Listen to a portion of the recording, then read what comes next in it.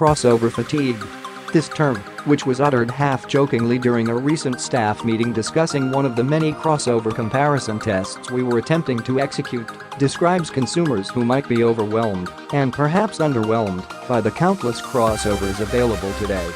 A recommended remedy? Wagons. Wagons such as the 2017 Volvo V60, which is just as practical and luxurious as its more popular crossover sibling, the XC60. But unlike the XC60, the V60 is a tad more special because it can be had in a high-performance variant from Volvo's Polestar division. The 2017 Volvo V60 Polestar and its sedan counterpart, the S60 Polestar, received some major changes under the hood for this model year. Replacing the transverse 3.0-liter turbocharged inline-six is Volvo's Drive-E 2.0-liter i4 that is both supercharged and turbocharged. The new engine churns out 362 horsepower and 347 pounds-foot of torque versus 345 horsepower and 369 pounds-foot before. Also significant is the gearbox routing that power to all four wheels, an 8-speed automatic, which does away with the somewhat lazy 6-speed. Acceleration feels brisk and immediate, showcasing the Drive-E's advantage of having a supercharger to provide the initial grunt that gets the wagon moving in a hurry. The new 4-cylinder sounds decent, but the active exhaust is the aural star here, emitting a nice, deep, and sporty snarl.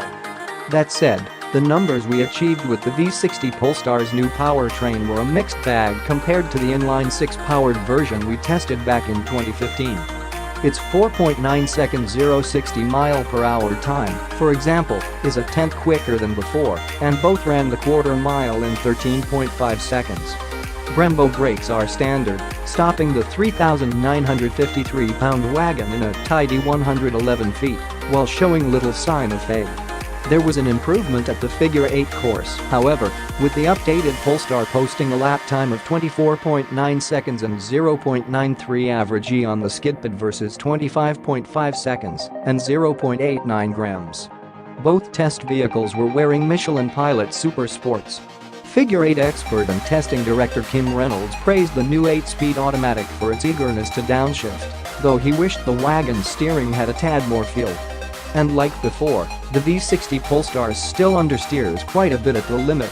Canyon jaunts at a more leisurely pace, however, are much more enjoyable.And. Although the suspension is tuned on the stiffer side, the ride is still fairly compliant on the rough roads of Los Angeles. The driver's seat is near perfect, comfortable while offering excellent lateral and thigh support.